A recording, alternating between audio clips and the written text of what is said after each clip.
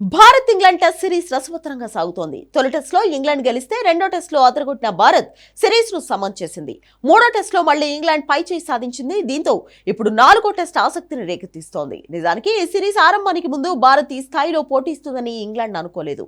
కోహ్లీ, రోహిత్, అశ్విన్ లాంటి సీనియర్లు లేకుండా పూర్తిగా యువ జట్టుతో వచ్చిన యంగ్ ఇండియాను తక్కువ అంచనా వేశారు. ఇప్పుడు ఊహించని విధంగా యువ ఆటగాళ్లు అదరగొడుతుండటంతో ఇంగ్లాండ్ మైండ్ గేమ్ మొదలుపెట్టింది.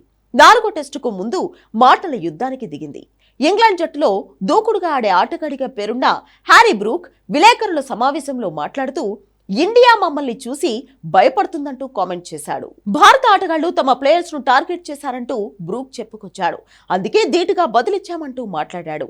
రెండో టెస్ట్ మ్యాచ్ లో ఇండియా తమకు చాలా పెద్ద టార్గెట్ ఇచ్చిందని, దీనికి కారణం తమ జట్టును చూసి వారు భయపడమేనంటూ వ్యాఖ్యానించాడు. ఇంగ్లాండ్ పెద్ద టార్గెట్ ను కూడా ఈజీగా అందుకుంటుందన్న విషయం వారికి తెలుసంటూ ఓవర్ కాన్ఫిడెంట్ గా మాట్లాడాడు.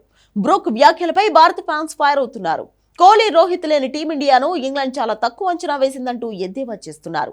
కానీ గ్రౌండ్ లోకి దిగిన తర్వాత భారత యువ క్రికెటర్లు ఆటను చూసి ఇంగ్లీష్ ప్లేయర్స్ కు చుక్కలు కనిపించాయంటున్నారు. అయితే సిరీస్ లో మరింతగా పై చేయి సాధించడానికి ఇప్పుడు స్లెడ్జింగ్ కు దిగుతున్నారంటూ అభిప్రాయపడుతున్నారు.